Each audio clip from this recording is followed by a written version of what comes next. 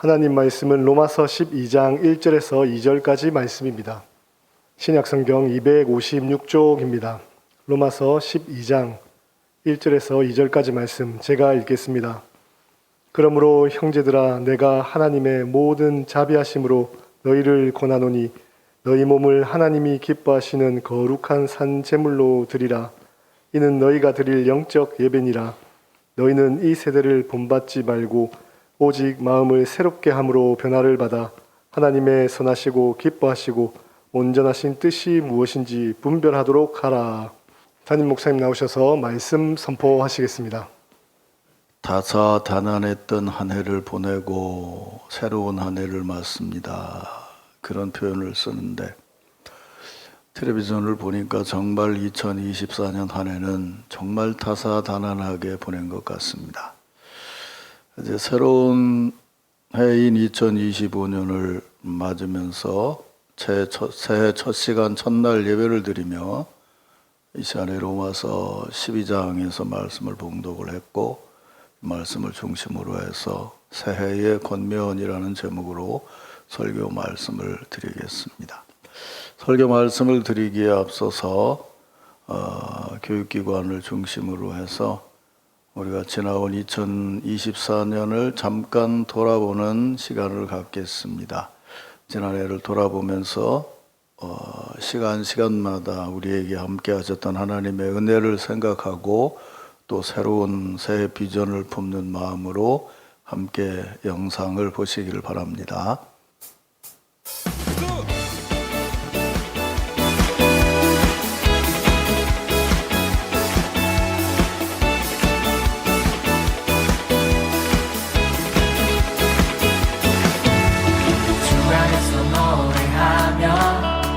주의 이름 찬양해 감사로 그물에 들어가 주 이름 송축하네 진실한 찬양 안에 권능이 많이 외치세 할렐루야 손뼉 치며 전능하신 주께 높이 되신 주님께 우리 여기 모인 이유 주님을 높이는 것 높이 계신 주님께 우리 여기 모인 이유 우리 마음과 주님을 높이는 것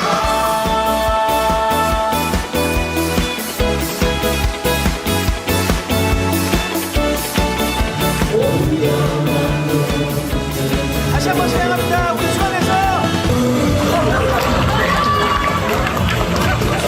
이름 찬양해 감사로운 문에 들어가 주 이름 송축하네 진실한 찬양 안에 권능이 많이 외치세 할렐루야 손뼉 치며 전능하신 주께 높이 계신 주님께 우리 여기 모인 이유 우리 맘 모아 주님을 높이는 것 높이 계신 주님께 우리 여기 모인 이유 우리 맘 모아 주님을 높이는 것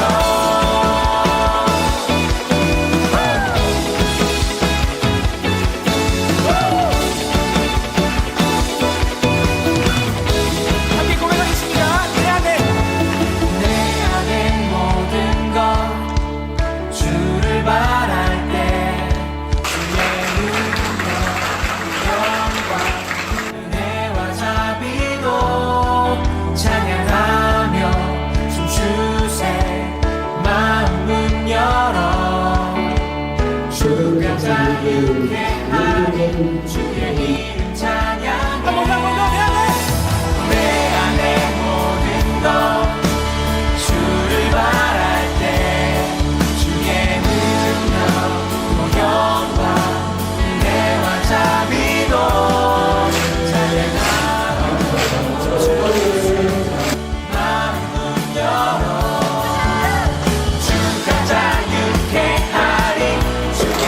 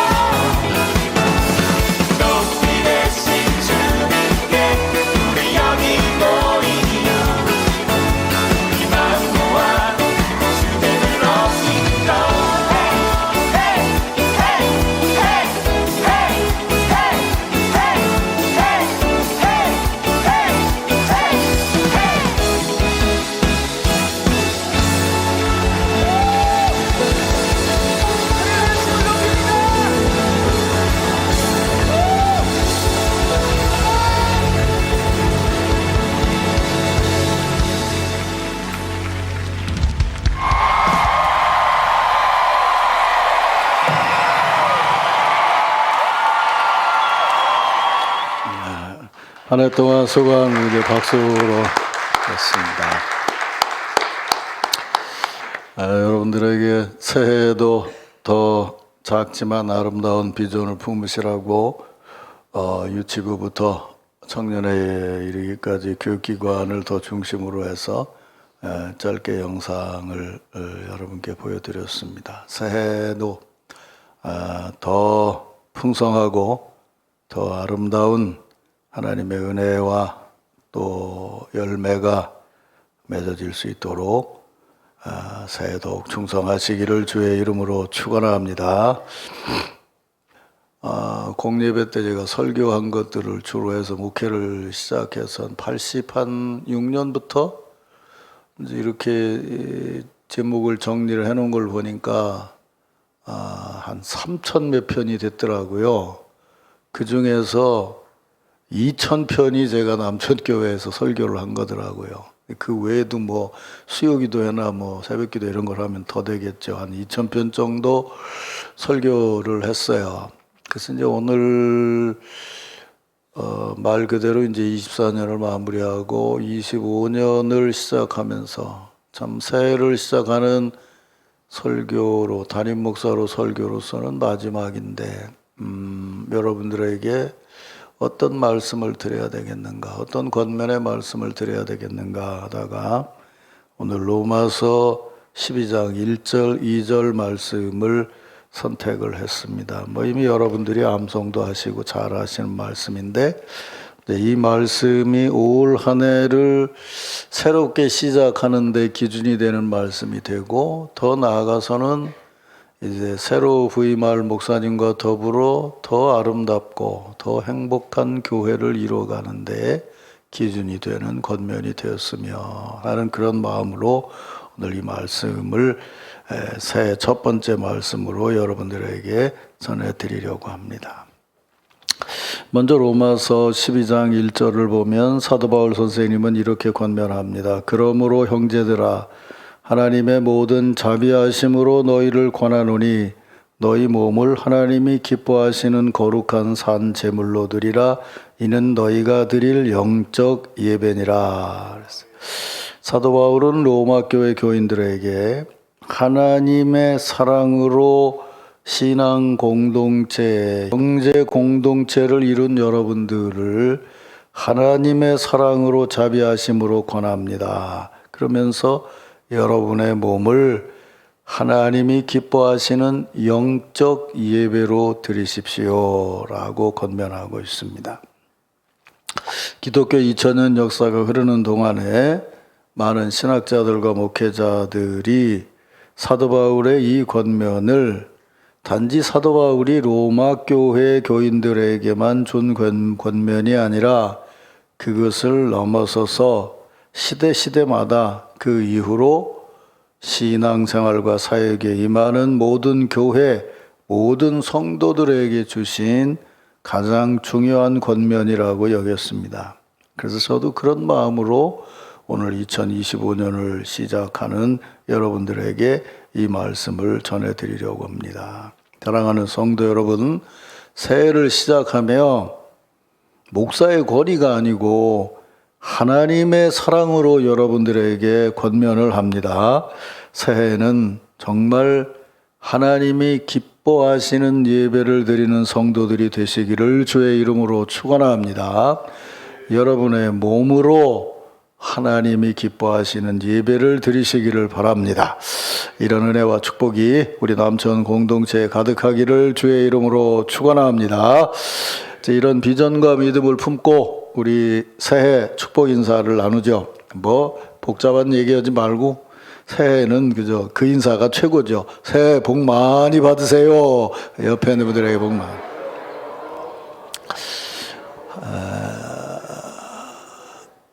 한 번 더 하겠습니다. 새해는 더 아름답고 더 행복한 교회를 이루어 갑시다. 이렇게 인사해요. 아멘. 자, 이제 이런 믿음으로 오늘 본문 말씀을 조금 자세히 보면서 새해를 시작하는 우리들에게 주시는 하나님의 음성을 들으려고 합니다. 지금도 그렇게 전하는 목사님들이 있습니다만은 저희들이 예전에 공부할 때는 로마서는 한마디로 교리 서신이다. 그렇게 배웠습니다. 그래서 로마서는 교리 서신으로 그걸 둘로 나누면 1장부터 11장까지는 신앙의 교리를 전하고 12장부터 15장까지는 신앙의 실천을 전하고 마지막 16장은 문안 인사예요. 그래서 전반은 신앙의 교리, 후반은 신앙의 실천 이렇게 둘로 나누어지고 그 신앙의 교리에서 신앙의 실천으로 넘어가는 가장 중요한 실천이 뭔가 하면 로마서 12장 1절 2절이다. 우리 이제 그렇게 배웠어요. 근데 이제 신학이라는 것이 점점 발전을 하고 성경을 더 연구하다가 보니까 로마서를 그런 교리 서신이라고 보기는 조금 어렵지 않느냐 이제 이런 물음이 생겼어요. 그건 왜냐하면 로마서인데 9장, 10장, 11장에는 그 내용이 유대인에 대한 내용이 나오거든요. 그러니까 이게 로마 교인들한테 했는데 유대교인에 대한 구체적인 권면이 나온다 그러면 이게 일반적인 게 아니지 않냐 이제 그렇게 생각을 하고 다시 연구하는 신학자들은 뭐라고 얘기하냐면 로마서는 로마 교회라고 하는 현장에서 지금 신앙생활하고 있는 로마 교인들이 지금 여기서 바르게 신앙생활을 하라고 주는 실제적인 권면이다. 이제 이렇게 정리를 하고 있어요. 사실은 여러분들이 이제 보통 지금 교회 안에서 다른 교회 가서 설교를 듣든지 하면 제가 지금 얘기하는 이 대목의 얘기는 다른 목사님들이 설교할 사람들이 그렇게 많지를 않아요. 근래 연구돼서 이제 말하는 것이기 때문에. 그러니까 로마서를 뭐라고 보냐면 한 사람의 교인이 예수 그리스도 안에 나타난 하나님의 뜻대로 자신의 변화와 세상의 변화를 목적으로 삼고 살아가도록 권면하는 편지다.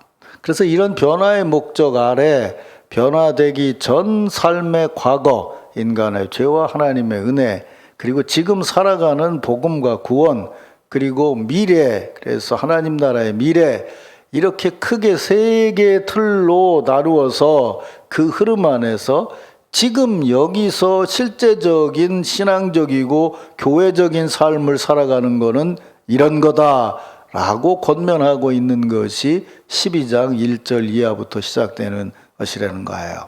그러니까 지금 여기서 교회 생활을 해 나가는데 필요한 권면의 말씀이 로마서 12장의 말씀이라는 거죠. 이런 틀에서 로마서 12장 초반을 보면 1절 초반에 이렇게 말하죠. 사도 바울은 형제들아 내가 하나님의 모든 자비하심으로 너희를 권하노니 라고 말하고 있어요. 이 대목에서 사도 바울은 자신이 어떤 마음가짐으로 로마 교인들에게 편지를 쓰고 있는지 분명히 전하고 있어요. 나는 하나님의 모든 자비하심으로 너희를 권한다 라고 분명히 전하고 있어요. 근데 조금 신앙적인 생각이 있는 분들은 이 대목을 읽으면서 눈이 먼저 가는 구절이 있죠. 그게 뭐냐면 하나님의 모든 자비하심이라는 말씀이에요. 지난주에 제가 긍휼과 자비를 구분해서 설교 말씀을 드렸어요. 자비는 죄와 허물이 있는 사람들에게 베푸는 사랑이다. 그렇게 얘기를 했어요. 그렇다면 이 대목에서 사도 바울이 그냥 하나님의 자비, 무슨 말이냐면 자비나 사랑은 이게 추상명사잖아요. 단수 복수로 쓸 수 없는 건데 이 대목에서는 하나님의 사랑을 하나님의 자비라고 얘기하지 않고 모든 자비하심이라고 해서 복수로 썼다는 거예요. 근데 우리 성경에는 모든 자비하심이라고 돼 있는데 원문의 의미는 뭐냐면 하나님의 자비들 이렇게 복수로 기록이 돼 있단 말이에요. 그러니까 우리가 아는 국어 문법의 상식으로 자비는 복수로 쓸 수 있는 게 아닌 초상명사인데 왜 이 대목에서 사도 바울은 이 자비를 복수로 썼느냐 하는데 의미가 있다는 거죠. 그러니까 우리 모두는 하나님의 놀랍고 크신 자비하심을 믿습니다. 믿습니까, 여러분? 그렇죠? 그런데 하나님의 자비하심은 엄청나게 큰 것인데 그 자비를 체험하는 우리 편에서 본다면 그 자비는 로마 교회로 만다면 로마 교회 교인들 한 사람 한 사람에게 나타난 것이고 그 자비를 받고 체험하는 시간과 장소, 상황과 사연은 신자들 한 사람 한 사람마다 다 다르다 그 말이에요.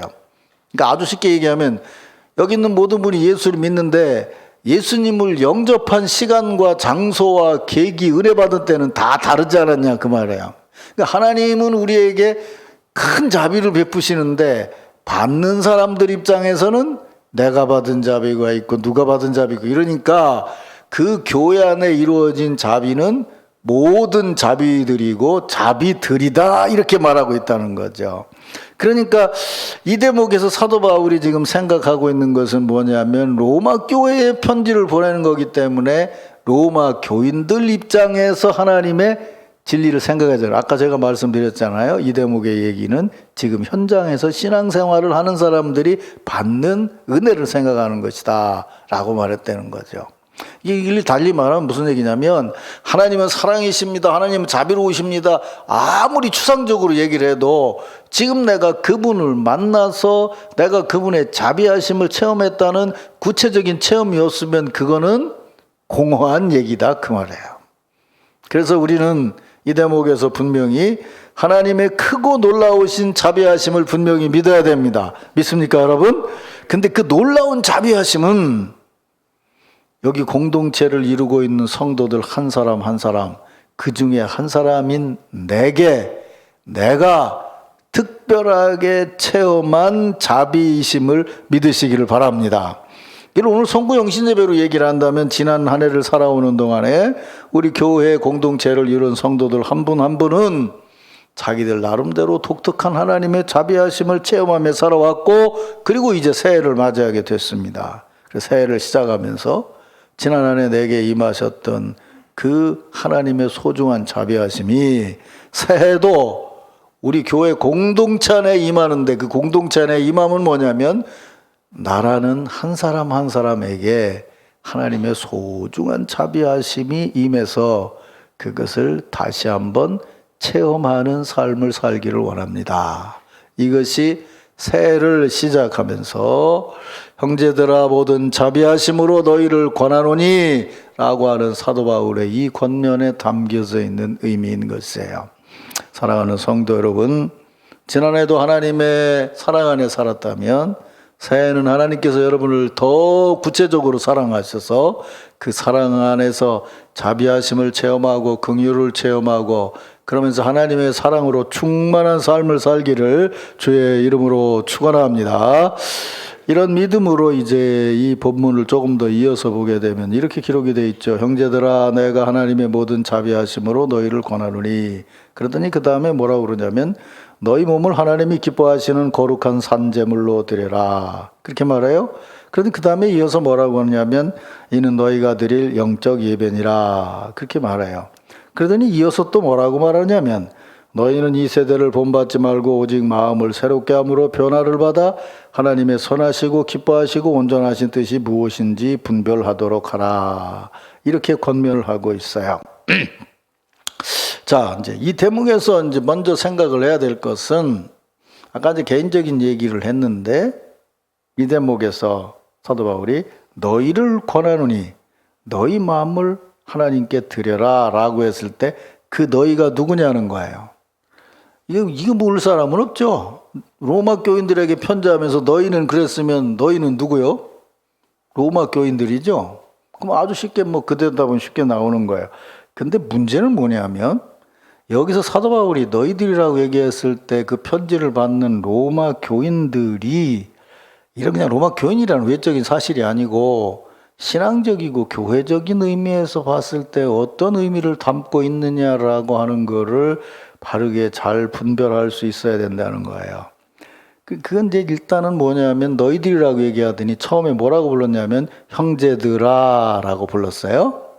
그러면 이건 앞에서 말씀드린 거하고 연결이 되는 건데 로마 교인들을 보면서 너희는 형제들이다 이렇게 얘기를 했어요. 근데 형제들이라고 얘기했을 때 사도 바울의 신앙대로 얘기하면 두 가지가 겹쳐져 있는 거예요. 하나는 뭐냐면 형제는 한 부모님에게서 태어나서 몸을 가진 존재들이죠. 그러니까 한 부모님의 사랑을 받고 태어났다는 거에서는 하나예요. 그렇죠? 그러나 그렇게 태어났어도 형제는 뭐예요? 순서 있게 태어난 거죠. 그리고 다르잖아요. 그렇죠?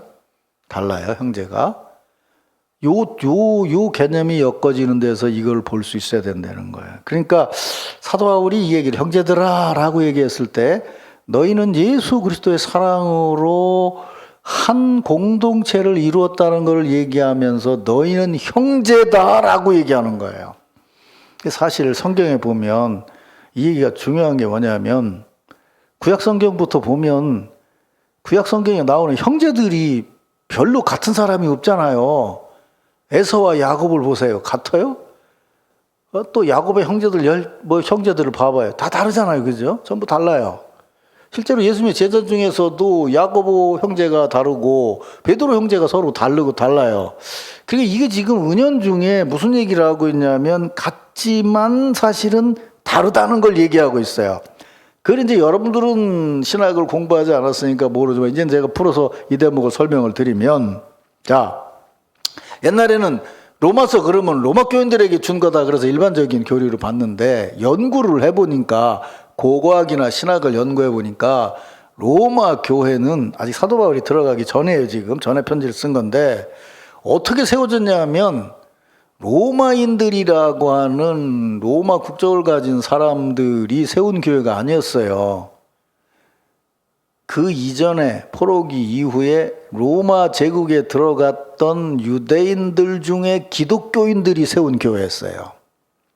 그러니까 처음 교회를 세운 사람들은 기독교인이었고 그 사람들이 로마에 들어가서 전도를 해서 로마인들을 전도를 해서 로마인들, 그러니까 로마인 교인과 유대인 교인이 합쳐져 있는 교회였어요. 근데 유대인이 전도를 했으니까 당연히 주축은 유대인이었고 유대인이 주축한 교회였기 때문에 아직 국교가 되기 전이니까 로마 교회라고 했을 때 이렇게 엄청나게 큰 교회가 세워진 게 아니고 작은 교회들이 몇 개가 있었던 거예요.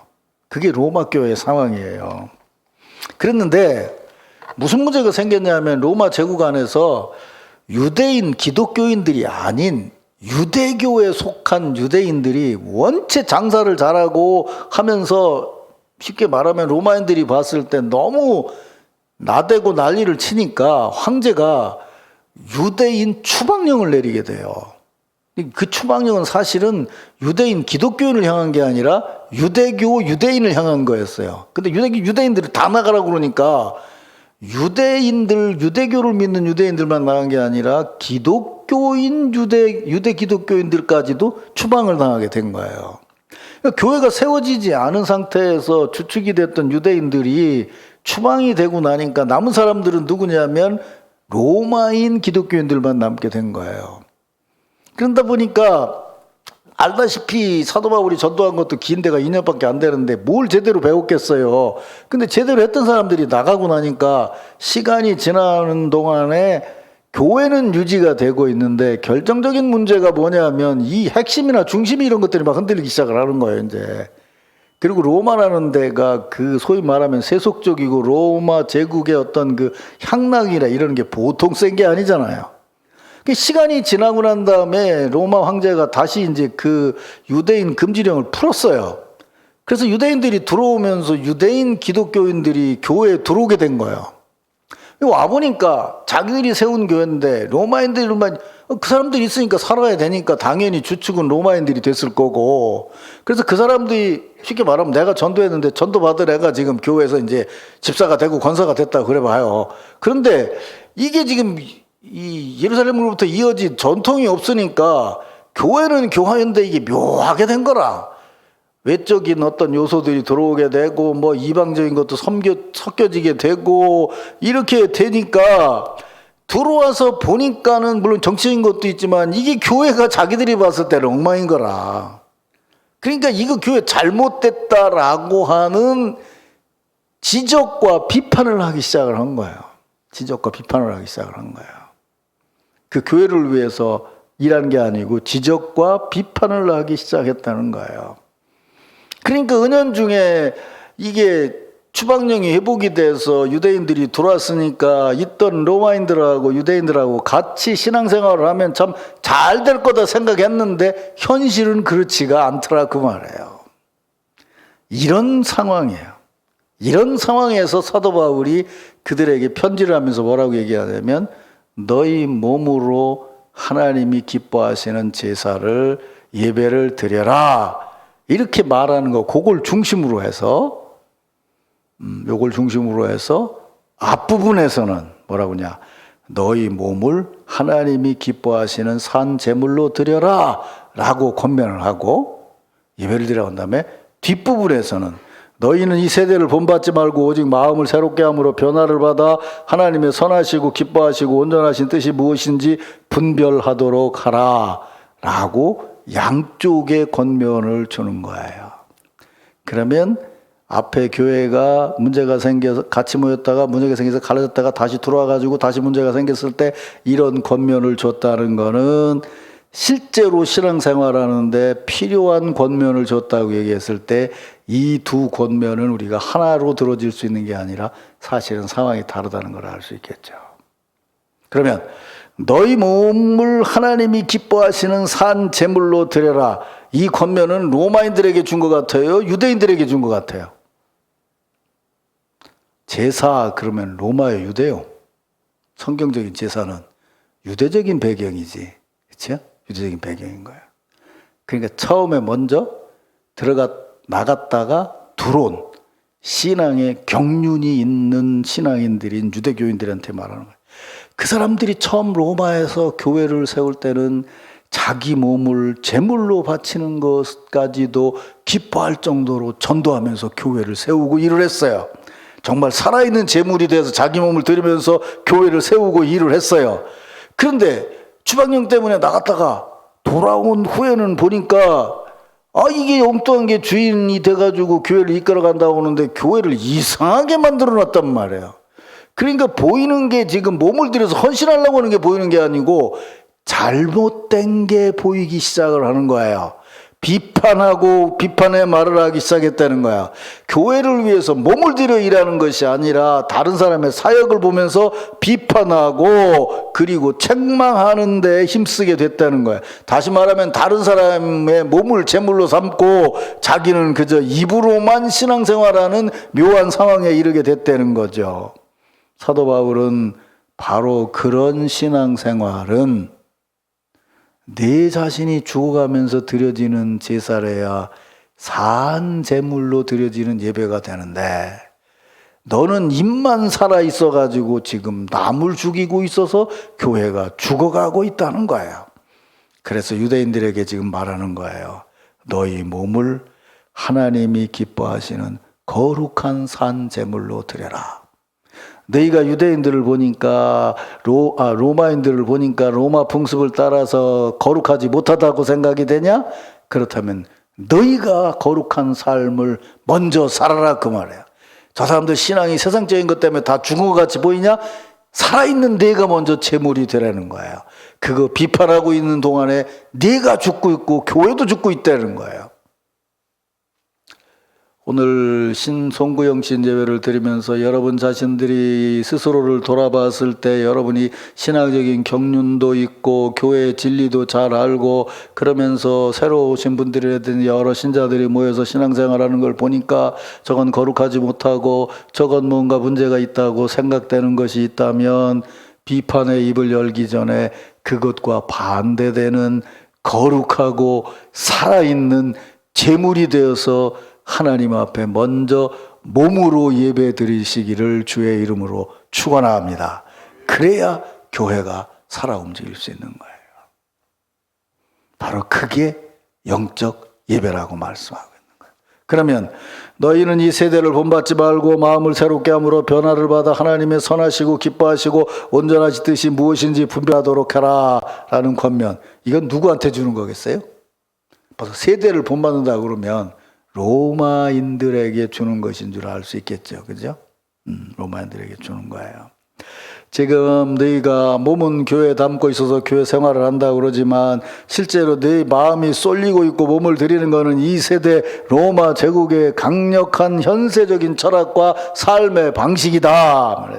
그것에 영향을 받아서 그것을 따라서 뜻을 정하면서 그렇게 살아가면서 신앙생활을 하는 척하고 있는 거 아니냐. 그래서 사실은 이 로마 교인들 로마라 제국이라는 땅에 주기 때문에 여러분 집에 가서 로마서를 읽어보게 되면요, 이게 교리서라고, 그래서 이제 교리서라는 거에 대한 물음을 갖게 되는데, 교리서라고 그러는데 1장을 보면 동성애부터 시작해서 온갖 추저벌한 죄 항목이 쫙 나와요. 아니 이걸 왜 이렇게 자세하게 써야 되느냐라고 생각을 했는데, 이렇게 보면 이해가 돼요. 교회 생활을 하는데 밖에는 로마 제국의 문화가 교회 안에 들어와서 지금 강력하게 영향을 끼치고 있다는 거예요. 그래서 이런 것들을 분별하지 않으면 너희가 신앙생활을 바르게 할 수 없다는 걸 전하기 위해서 앞부분에 그런 점들을 지적하고 있는 거죠.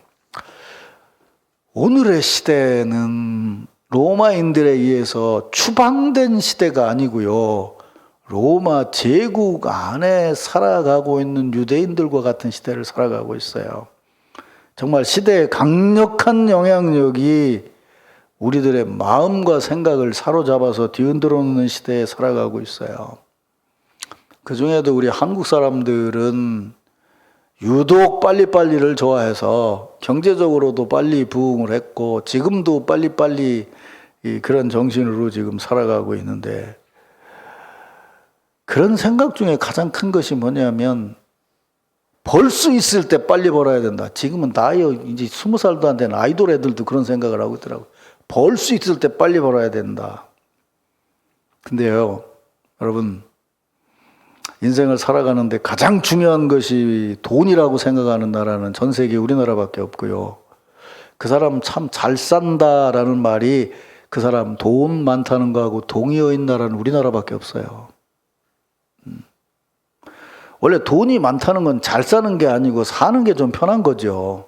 근데 돈 많으면 그 사람 잘 산다고 그래요. 그렇게 쓰는 나라는 우리나라밖에 없다는 거예요. 그럼 지금 우리가 잘 사냐 그 말이에요. 이 얘기 나오면 의뢰 나오는 게 OECD 국가 중에 뭐 자살률이 어떻고 뭐 교통사고율이 어떻고 뭐 그런 통계들을 갖다 대요. 뭐 그거 하지 않아도 요 며칠간에 일어난 일들을 보면 우리가 지금 잘 살고 있냐 그 말이에요. 참 기가 막힌 세상을 지금 살아가고 있죠. 그래서 학자들은 이렇게 분석을 해요. 급격히 경제는 발전했지만 그 경제적인 물질을 사용할 수 있는 이성이라는 이성적인 부분이 제대로 성장하지를 못해서 그렇다. 또 뭐 어떤 사람들은 이미 이성이라는 것이 도구적인 이성이 됐다. 그래서 이제 거기서부터 거꾸로 생각을 하면 결국 상대적인 것을 가지고 이 문제를 해결할 수는 없고 이 모든 것을 넘어선 어떤 초월적인 것에 우리는 기준을 잡고 살아야 되지 않냐라고 현대의 철학자들이나 신학자들이 얘기해요. 그게 바로 사도 바울의 지금 이 얘기인 거예요. 너희는 이 세대를 본받지 말고 하나님이 선하시고 기뻐하시고 온전하신 뜻이 무엇인지를 분별하라고 얘기를 하는 거예요. 너무도 강력한 세대를 살아가고 있는데 그것에 의해서 네 뜻과 욕구를 정하지 말고 그 모든 것을 초월해 있는 하나님의 뜻에 의해서 삶을 살아야 된다라고 말씀하고 있는 거죠. 그러면서 그런 흐름에 있는 로마인들에게는 바로 그렇게 분별해서 거기에 내 몸을 드리는 삶을 살아가는 것이 바로 하나님께 드릴 영적 예배니라 라고 말씀하고 있다는 거예요. 이제 마지막으로 정리해야 될 것은 영적 예배라는 말이에요. 이건 교회 생활 오래 한 사람들은 다 이해를 해. 영적 예배, 이거 육적인 예배가 아니고 영적인 예배를 드려야 된다. 그래서 기도 많이 하고 예배 준비하고 이런 얘기 하는데, 이거 성경 엉터리로 읽은 거예요. 여기서 영적이라는 말은요, 그런 뜻이 아니에요. 무슨 뜻이냐면, 합당한이라는 뜻이에요. 합당한이라는 뜻. 그러니까, 로마 교인들에게 얘기를 하는 거예요. 지금 이제 형제니까, 형제는 형제인데 완전히 성향이 다른 형제들이야. 여기는 몸을 이렇게 쓰고 있고 여기는 몸을 이렇게 쓰고 있다고요. 근데 그 둘에게 다 지금 얘기를 하는 거예요. 너 그게 하나님 보시기에 합당한 거냐? 하나님 보시기에 합당한 거라는 얘기는 무슨 얘기냐면, 여러분 고대 영어 보면 알듯이 THOU, 너라는 게 너라는 뜻인데 대문자로 쓰면 하나님이잖아요. you 그랬는데 소문자 유하고 대문자 유 쓰면 대문자 유는 하나님이란 말이에요. 그러면 나와 너와의 관계에서 일반적인 사람의 관계가 나와 너의 관계지만 인간이 분별해야 되는 나와 너의 관계 속엔 뭐가 있어야 되냐면 나와 큰 너의 관계가 숨어 있어야 된다는 거예요. 그러니까 무슨 얘기냐면 하나님께 합당하다는 얘기는 다른 사람들과의 관계도 합당해야 된다는 거예요. 그래서 몸 얘기를 하는 거예요, 지금. 몸 얘기를. 그러니까 네가 하는 몸짓이 하나님이 받으시기에 합당하다 그런다면 너하고 다른 생각을 가진 사람들이 보기에도 합당한 것이 돼야 되는 거다. 그러니까 먼저 믿은 너희는 이런 부분을 생각해서 고치고 나중에 믿는 너희들은 이런 생각을 고치고 합쳐졌을 때 그 공동체가 하나님 보시기에 합당한 공동체가 될 수 있다는 거예요. 우리 자신들을 들여다보면서 그런 삶을 살아야 된다는 거죠. 그러니까 자기들이 뭐 배웠다고 하는 거 기준이나 어떤 세상적인 기준이 아니라 하나님 뜻에 합당하게 사랑 안에서 서로를 위한 몸짓을 하면서 삶을 살아가라는 거예요. 요즘 내가 책을 읽고 있는데 이상하게 하여튼 어거스틴도 그렇고 강조하는 게 뭐냐면 몸이라는 거예요. 이게 우리 기독교인들 그 플라톤주의 영향을 받은 사람들은 몸은 이게 제일 하단에 있는 것으로 생각을 하는데 잘 생각해 보면요. 정신과 세상이 만나는 데에 중요한 도구이면서 그게 있는 현장이 바로 몸이죠. 몸이 없으면 예배 못 드립니다. 몸이 없으면 움직일 수도 없어요. 몸이 없으면 도구도 사용을 못 해요. 그래서 몸이라는 것이 사실은 사람의 사고의 중심이라는 거예요. 그러니까 다른 사람들과의 신앙의 교제는 뭐냐면 몸과 몸의 만남이어야 되는 거예요. 그런 면에서 보면 사도 바울의 이 말씀이 2000년 전 얘기인데 기가 막히잖아요, 지금. 너희 몸을 거룩한 산 제물로 드려라. 판단하고 분별해라. 판단하고 분별해서 몸으로 그렇게 살아라. 그 얘기잖아요. 이것만 잘 분별해도 교회나 신앙생활은 상당히 달라질 거예요. 무슨 얘기냐면 너무도 많이 배워서 잘 알고 있거든요. 우리나라 교육은 말할 것도 없잖아요. 유치원 때부터 과외하고 있으니 얼마나 많이 배웠겠어요.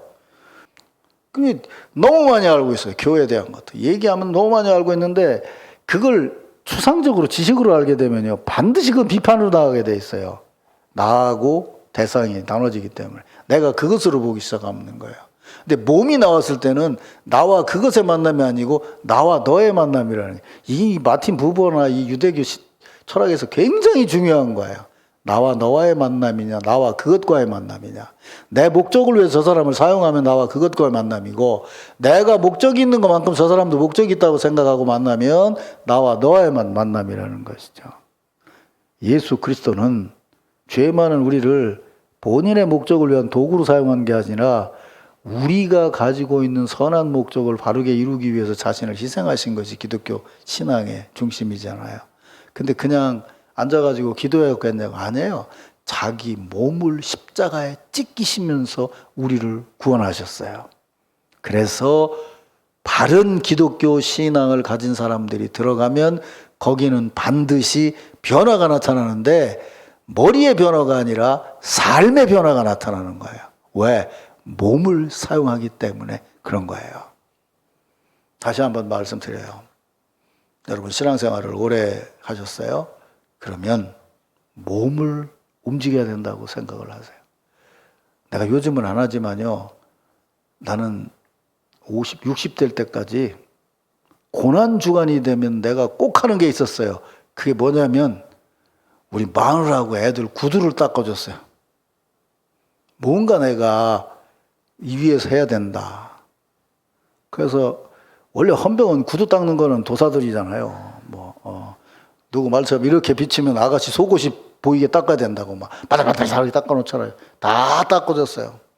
요새 이제 내 것도 귀찮아서 내 것도 안 닦지만, 왜냐하면 고난 주간에 그래도 내가 뭔가 그리스도의 고난에 참여하는데 몸짓이 있어야 되지 않냐. 그래서 내가 해줄 수 있는 거는 그거다. 그렇게 했어요. 근데 실제로 우리가 신앙생활을 하면서 신앙의 진리대로 살아가야 돼요. 믿습니까, 여러분?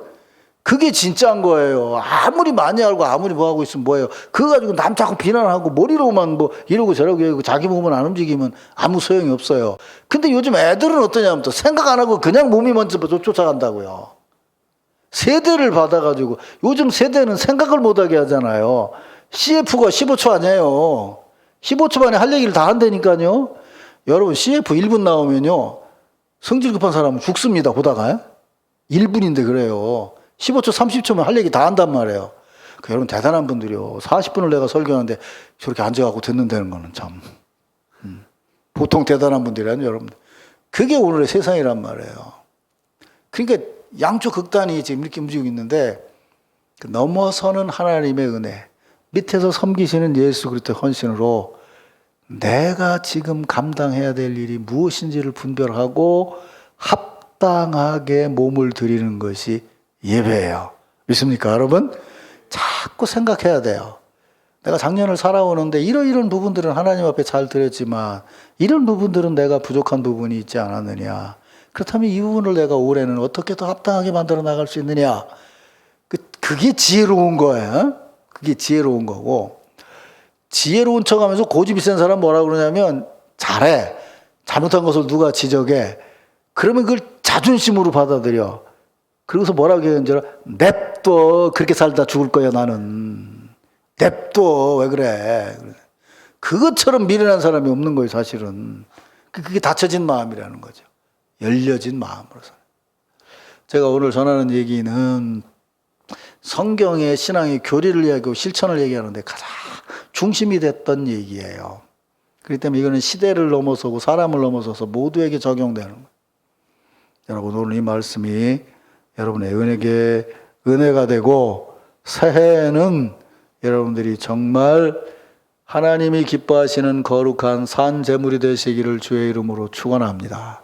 하나님의 선하신 뜻이 무엇인지를 분별하고 그 뜻을 분별하는데 내 뜻을 맞추어서 거기에 합당한 몸짓을 하며 살아갈 수 있기를 주의 이름으로 축원합니다.